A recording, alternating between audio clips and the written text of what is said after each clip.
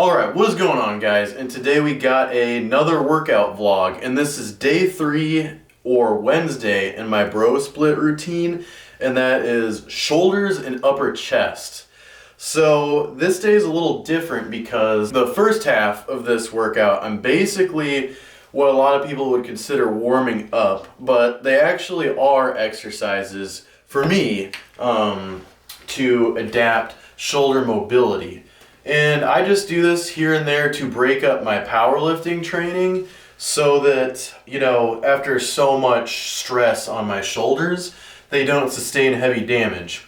And another point I wanted to make is that if you're anything like me, you might spend a lot of time kind of in like a forward rounded shoulders position. Your hands kind of forward, extending away from yourself. That's because when I'm not working out, I'm basically typing and then clicking away, editing at the computer, and then kind of hunched over gaming with the controller in my hands during my free time.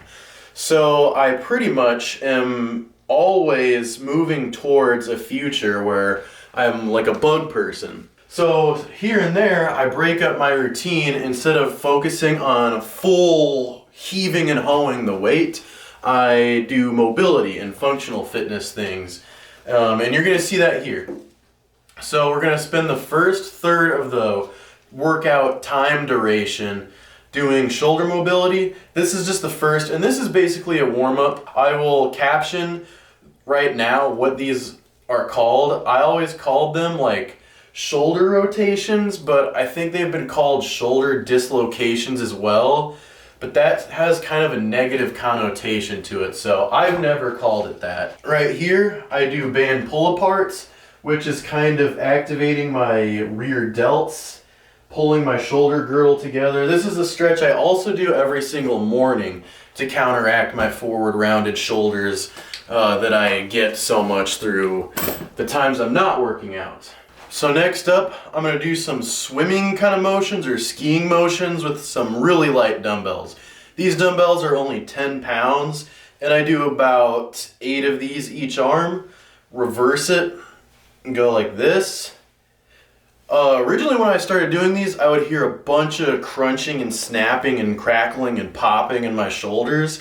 But the more I do these as a warm-up, the more that is no longer such an issue. So just do that. I do that twice. So there's one. I'm going to do that one more time. And that is just to get blood flow to the shoulders and to get them nice and warm and ready for multiple planes of motion. Then I'm going to come over here. Superset this warm up with some of these. These little L hold 5-pound plate rotations. Go really light with these. Just getting the shoulders warmed up.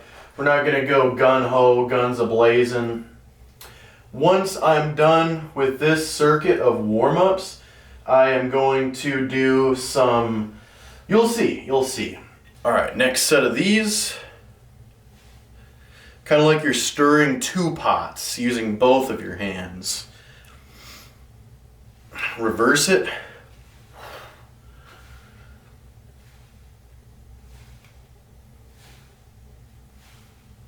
There we go.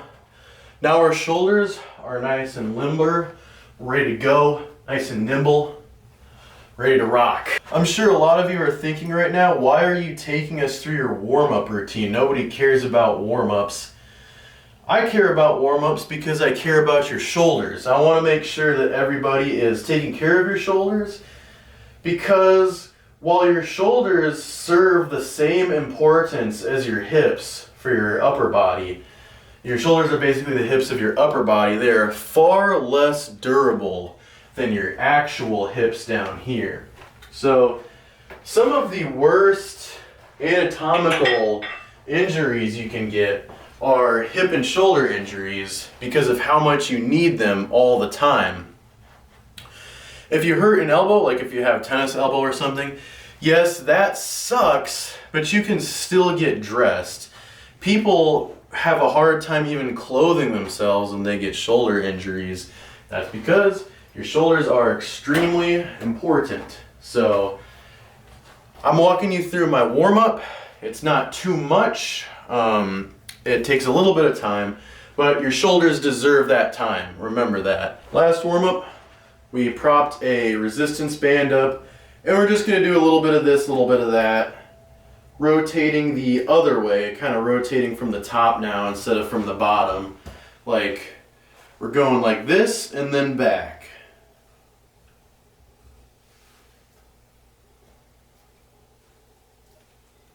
All right, we're done with the warm-ups.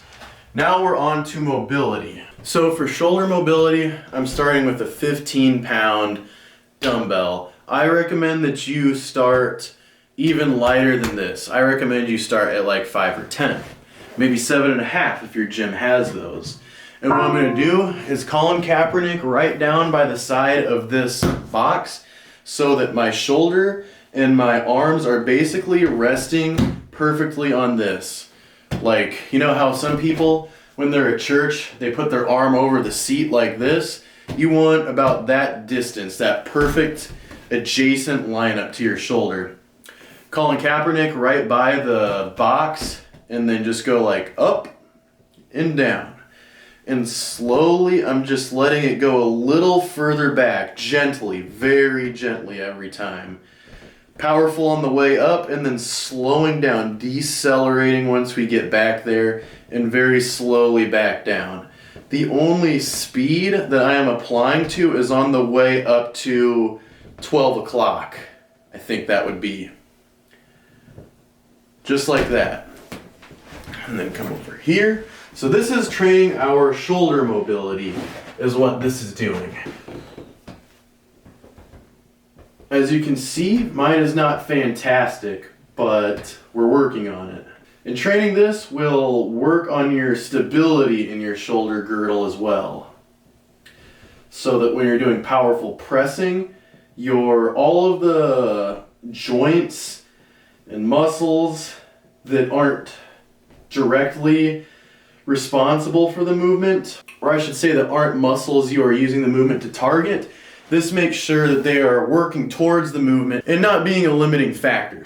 So when you're doing your overhead press, this will ensure that your upper back is not a limiting factor in keeping you stable or providing a lack of therefore.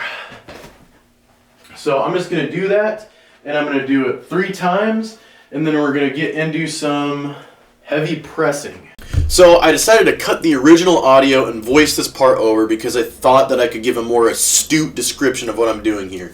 So basically I'm resting my back on the foam roller. The foam roller is kind of resting in the valley between my spinal erectors, or right beneath my spine. And right now I'm just kind of bringing my arms up and down over my body, like kind of bringing them up over my head and then down by my sides, and then I'm doing YWs. And there's a couple reasons why I do that. I do the YWs because I have some neck problems, and your neck is actually kind of a part of your shoulder girdle. A lot of the things that contribute towards neck pain are located in your traps and shoulders. So what I'm doing right there is warming up and taking my traps, front delts, and my lower lats through their full range of motion. It's basically like rotator cuff stuff, and I do that just to take my shoulders through all the planes of motion I'm going to be doing through the workout, to stretch out my lower lats and my diaphragm. And I usually do this with the 12-pound kind of yoga bar, if you know what I'm talking about, at the gym. So the front delt activation is usually when the bar and my hands are down by my side, and then the lat activation and the stretch of my diaphragm and my traps, you kind of use them lightly through both halves of this movement, but then I'm kind of activating the lower lats just a little bit as I'm bringing the bar back over my body from the extended overhead position. And then I go YWs and sometimes do the penguin kind of arms straight by my side, and then I take them all the way around like they are dials on a clock. Now I want to say that these are all movements for shoulder mobility. An equally important part of shoulder mobility is stretching your shoulders. So what I do for shoulder stretches is the behind the head tricep stretch, the shoulder over arm shoulder stretch, the rear delt stretch I should clarify, and the door stretch, which is basically where you're stretching your pecs and your front delts in a doorway. Or basically, you can do them on any immovable object you can kind of rest your arm against. You can do a tree, a bedstand, a dresser, a closet door. You can do it with anything.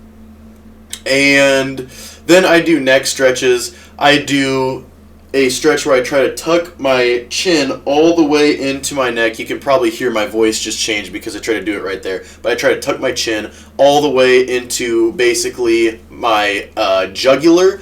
And then I do neck rotation stretches, neck lean ear to my shoulder stretches. And that's pretty much about it. I do those in the morning with kind of my yoga stretching routine. And I do those with the routines for my left glute and lower back pain relief. Make no mistake, these aren't huge hypertrophic movements, but these are strengthening my shoulders. And building strength, as we know, will build muscle. These just aren't the heavy hitting compound, or I should say they're a little too isolative movements. Like, you know that lateral raises are isolating. These are isolating like even more specific muscles and movement patterns. But enough dinking around. It's time to actually hoist some real weight. So we're going to start with overhead press. Then we're going to move into some incline bench. And then we are going to do lateral raises and then end with some rear delt work and do some face pulls. So I'm going to start off with the bar. This is a lot later in the day than I usually work out, so our weight could be kind of shabby. And yeah, been a pretty busy day, but we're going to see how afternoon siege performs in the gym. I make less drastic jumps in shoulder press weight because you're always weaker in a shoulder press than you are a normal bench. So this is the only lift where I put on 25s before I put on a plate. Besides maybe like curls and tricep skull crushers.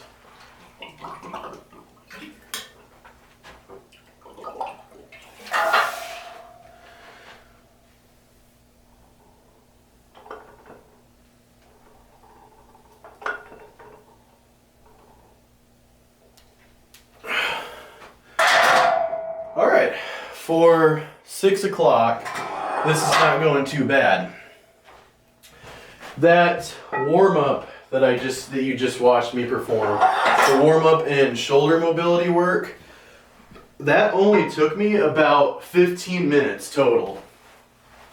And this workout is really not going to be any longer than an hour for me accumulatively. So it really is just, I mean, this is your shoulders.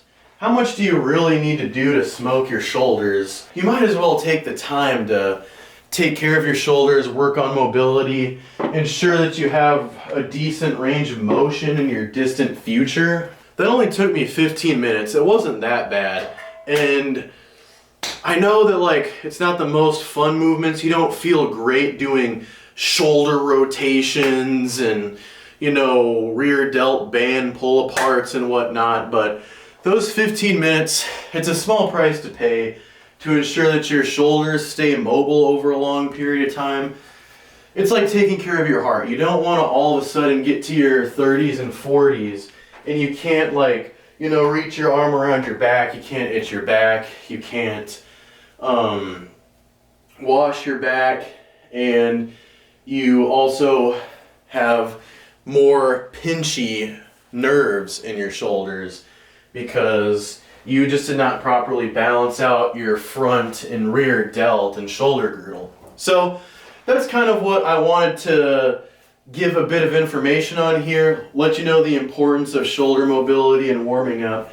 Now we're into the meat and potatoes, the fun stuff, the pressing, some hoisting, we'll see how heavy we go today. I'm probably gonna do one set of this with neutral posture, and then I'm gonna do a unilateral stance, which we talk about a lot on this channel. A wide receiver stance, basically where my feet are not lined up side by side. And the purpose of that is just to work on balance and engage these muscles, get my stabilization up a little, you know what I'm talking about? And then I'll probably go back to a neutral shoulder width stance and add some weight for a quick little top set. So here we go. Gonna hit this for hopefully 5.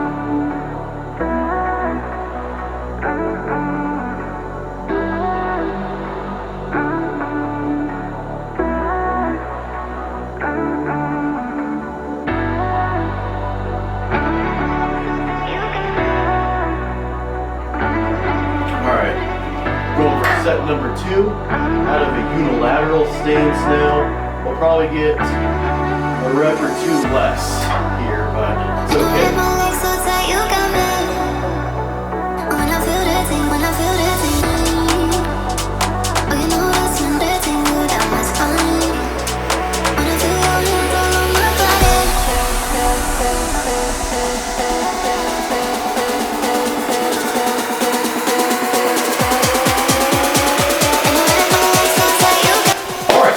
So we just started with our right foot or left foot forward. This last set of 135 is going to be with our right foot forward this time.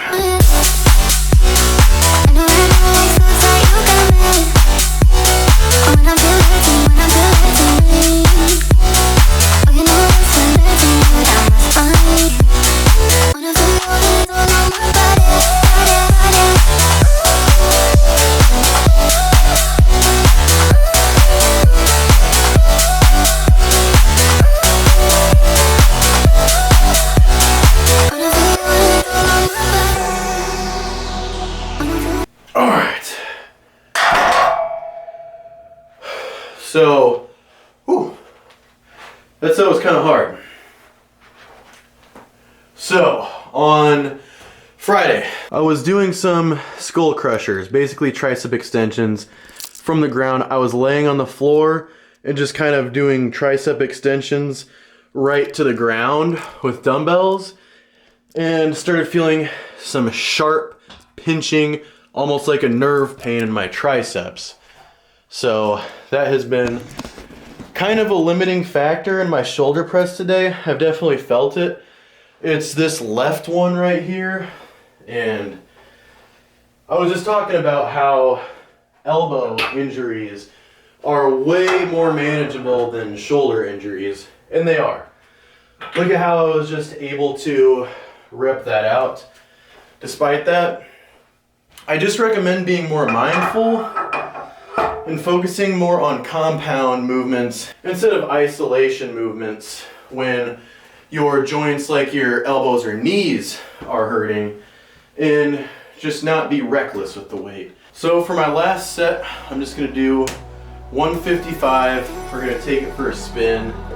Try to get 4 or 5 reps. Maybe we'll get 6. In this one, I will throw the belt.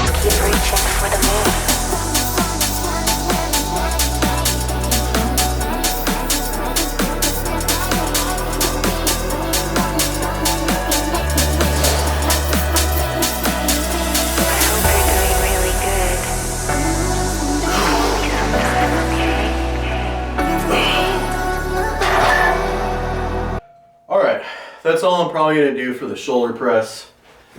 Let's see. The elbow is acting up a little.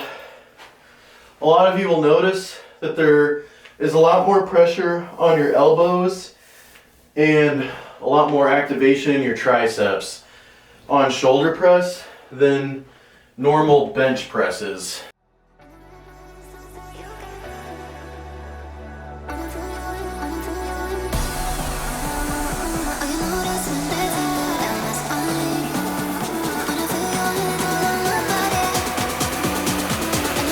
Alright, let's see how we're looking. Our first heavy movement done.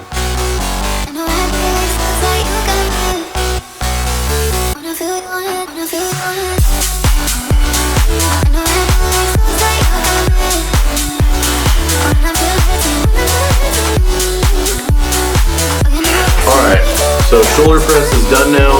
Now we're going to move on to our incline bench. All right, so we currently have 255 on the bar, which is a hefty weight. This is not a maximal weight for me, but this is a heavy single. So this is probably about 90% of my 1 rep max. And I wouldn't recommend doing this on a sore tricep, but my tricep does not hurt that badly. So far, during the warm-ups for incline bench, it's been going okay. I did not start with this. I did a plate, and a 25, and 2 plates off camera, just warming up. And I am starting with this very heavy single because incline bench, flat bench, and deadlift are very hard movements for me to rep out. They're difficult movements that when I'm really pushing myself, it's hard to add weight to the bar. So what I do is I start with a relatively heavyweight single rep at the beginning before my real working sets to get me primed and get me ready to shove some weight around. So that's what this is. This is basically just to work on my mind-muscle connection and my neural drive. Because, you know, I've been working on my powerlifting.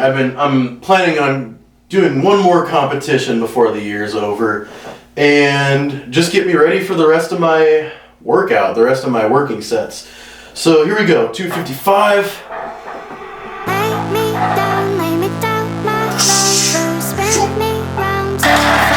There we go. And now we're ready to go, baby.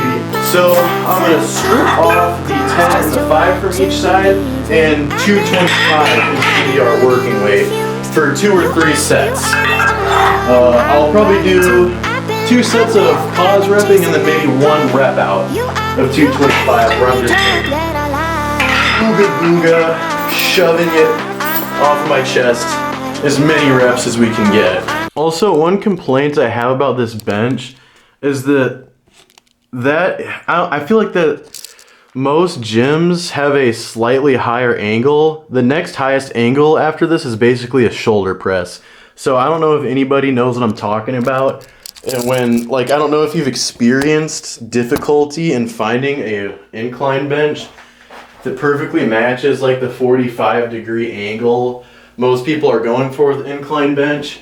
It's either too high or too low, but I feel like I can get a little more chest activation than shoulder activation at this height, so this is usually what I go for.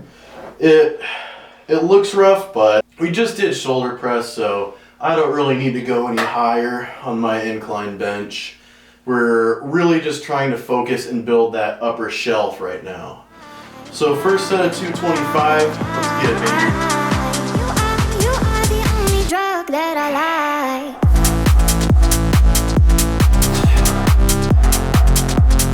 Drug that I like.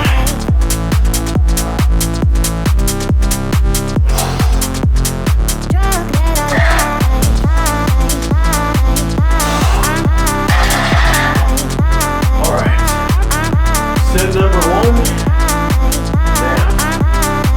Now, usually when I'm doing this shoulder workout, this is always the one I definitely do at the gym, okay? And usually I am stationed near the dumbbell rack, but I'll usually either have this or the hammer press set up. And like I said in my chest video, I got a little pec tear, and I'm nursing it. Nursing is way too submissive of a word to use. I am basically overcoming a whole high school career of imbalance from that pec tear. And so usually what I'll do is I will take 2 dumbbells, and for 2 sets I will have the right side, which is my non-imbalanced side, either fully extended or fully down. And then I will just go left only for like 8 to 10 reps. Then I'll meet them together and finish the last 2 to 4 reps with both arms in unison.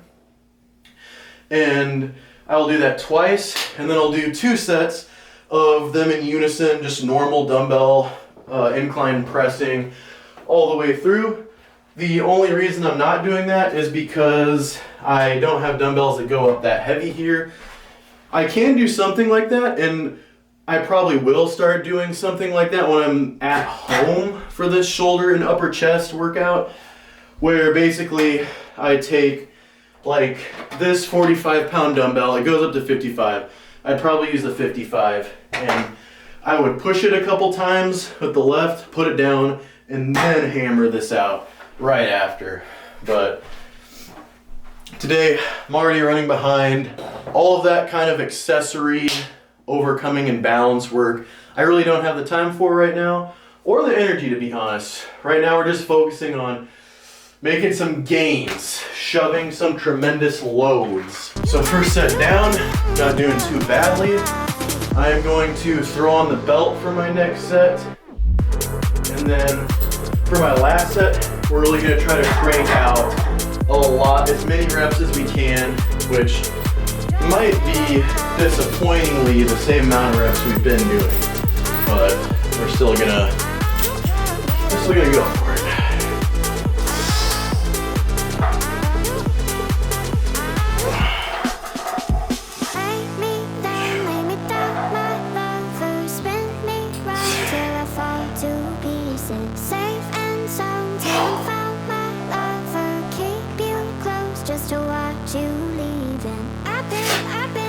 Throwing on the wrist wraps for this one, because we are really just going to try to rocket this, engaging as much of the chest as possible.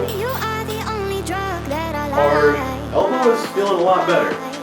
So when I was doing the shoulder press, there was so much more pressure on my elbows than even is now on them during an incline bench. So if your elbows are hurting, maybe just chill on the overhead pressing and tricep extension type of work. Maybe move over to something like incline bench and lateral raise for your shoulders. See how that works. All right, last set. Here we go.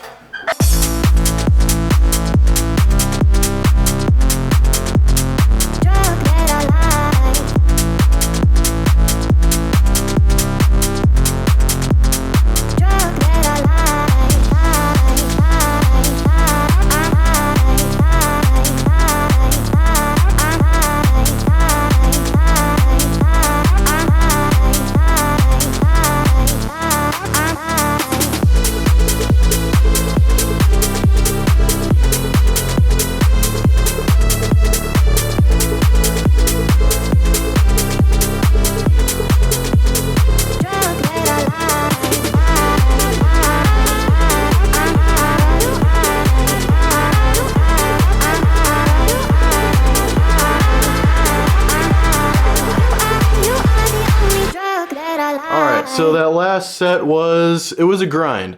One thing that I should point out is that lately I've been trying to work on breath work. So on the way down, or I should say at the top of the rep, I'm breathing in, creating a pressure in my stomach, expanding my torso a little bit, down, and then release on the way up. I've been trying to work on that lately. That's why you see my face getting so red. That, and I was really hoisting and heaving the weight. Really pushing myself right there since I'm on camera. I always feel in my head like I look better than I do on camera. Especially like size and girth wise when it comes to the gym. And then I look back at the camera footage, like, holy cow, I'm humbled. And so I hate and love recording these videos for that reason, because I know how much I get to keep working at building my physique and building my strength. So, and it keeps me accountable. It makes sure I'm pushing myself. But we're not even near where we'd like to be right now. So, we're gonna finish up with some lateral raises and some face pulls, and we might even superset them. Yes, I think we'll do 2 sets of lateral raises and 2 sets of face pulls, and we will call it right there for our workout. So, actually, no. I look like the Beast Titan, bro. All right, reverse grip face pulls. Gonna hit it. I'm hoping this camera angle does it justice. You probably can't even see me, but just building up that balanced shoulder girdle. What is pushed must also be pulled to maintain a healthy balance in between your neck and your waist, really. So there we go. Some face pulls, and then we're gonna come on over. We are going to go nice and easy today. We're going to, here, let me flip this camera around right here. There we go. And we're gonna do some lateral raises. Whew. All right. Right in front of the mirror. Now usually I do these with a cable machine. I do the Rich Piana lateral raises with the cable, if anybody's familiar with that, where you are kind of pulling from your side instead of your waist, if that makes any sense. And I find that they really work my shoulder a lot more than doing dumbbells do. Because with dumbbells, I feel like I can't help but engage my traps a little bit, which is not the goal. All right, hopefully this is a better angle for the face pulls. Whew. Actually, we're going up and we're going 110 for this last set of face pulls. Let's go. Talk to me nice, baby. Let's go. Here we go. So as I wrap this video up, I just want to talk to you guys about something kind of important when it comes to your training, and that is locating why you are training. What is important to you physically. So what this looked like for me was creating like a tier list of like ranking from 1 to like however many like components of training that you can gain. So for instance, strength, size, aesthetics, cardiovascular health, longevity, joint health, explosiveness, athletics, balance, flexibility, like all those different categories. Am I training to be an athlete, or am I training to look really good? It was important to me in sculpting my routine to figure out what those are, because there's overlap in some of those, and some of them run counter to each other. Like endurance, cardiovascular endurance runs kind of counter to tremendous size, and tremendous size kind of runs counter to explosiveness. And explosiveness kind of runs counter to endurance, because when you are training your slow twitch muscle fibers, you are neglecting and kind of overpowering your fast twitch muscle fibers. So it is of the utmost importance when deciding what kind of schedule, what kind of routine you want to pursue in the gym, and not even in the gym, like just what you do for exercise. It's really important to locate what those are. So for me, I really care about strength and longevity, and then aesthetics secondly, and then endurance, explosiveness, flexibility, and so on. So what did that look like for me? Well, I worked a lot in the 5 rep range when I was lifting, because that's a good overlap for strength and hypertrophy. I would do a long run once a week and sprint a hill another time a week, and that would be how I got explosiveness, VO2 max, and endurance in. And then I would lift really quickly on the concentric to also try to work on explosiveness on my lifts. So I'm taking all the pieces of pie. You don't have to train like Sam Solik if you don't want to look like Sam Solik, and you don't have to train like AJ Brown if you don't want to perform like AJ Brown. All right, that just about wraps up this workout. It was a rougher one. Really late in the day, so my brain is a little scrambled. Had to cut out a couple segments where I'm just kind of incoherently mumbling about, trying to give advice, but it's advice you'll pick up in my other workout vlogs down the road. And yeah, so that's what a shoulder workout looks like for me. Wednesday, day 3 of the bro split. There's some upper chest overlap and some rear delt, which is basically back for a lot of people. Overlap as well. But thank you guys so much for watching. I hope this turned out all right. And I love you guys. God bless y'all. Peace out. I'll see y'all next time.